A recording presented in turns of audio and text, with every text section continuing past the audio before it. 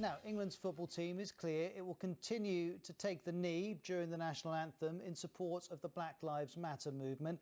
There has been some opposition from some fans and a few politicians.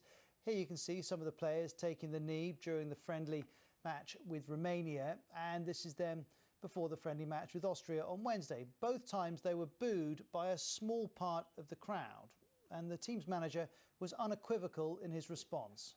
I sadly sort of expected what happened to happen, and we have accepted that as a group.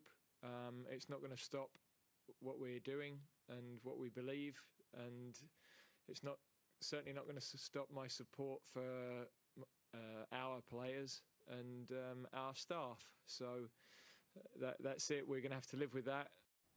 There's been criticism, though. One Conservative MP, Lee Anderson, has said he would now boycott the matches. In a post on Facebook, he said the FA and the England football team have made a big mistake in supporting the taking of the knee before football matches ahead of the European Championships.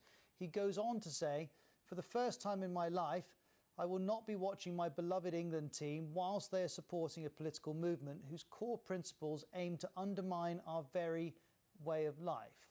But there's been support from the Prime Minister. Boris Johnson, a spokesperson, said he fully respects the rights of those who do choose to peacefully protest to make their feelings known. He goes on, I would want all England fans to be respectful in any football match, and as I have said, he respects the right of those who want to peacefully protest in this way. Now, it was back in 2016 when the American footballer Colin Kaepernick took the knee during the national anthem ahead of an NFL game. At the time, he was playing for the San Francisco 49ers. Here he is in 2016. The message is that we have a lot of issues in this country that we need to deal with. We have a lot of people that are oppressed. We have a lot of people that aren't treated equally, aren't given equal opportunities. Police brutality is a huge thing that needs to be addressed.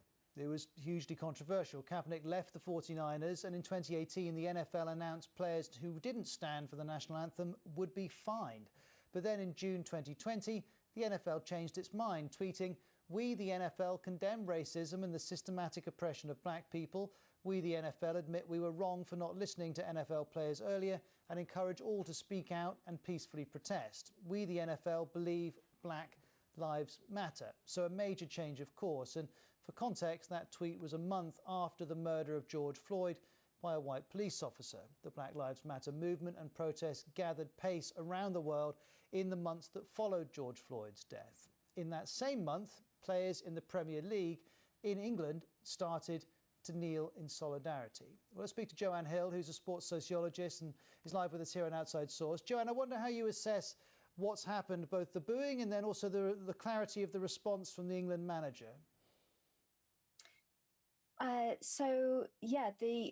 We can see from the players, they seem to be in solidarity with each other. So both within the team, within the England men's team, they're behind each other.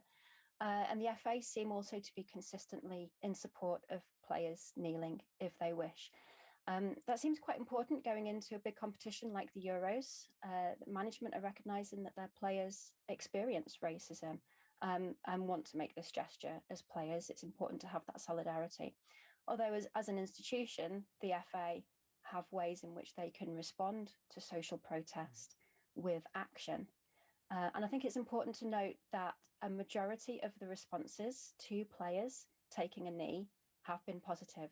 Both inside the stadium and outside, we can see that a majority of people do support what the players are doing. And how do you, as a sociologist, assess the impact of very high-profile statements like this? Yeah, we have to kind of see it as a symbolic call for racial justice, and it's a symbolic gesture.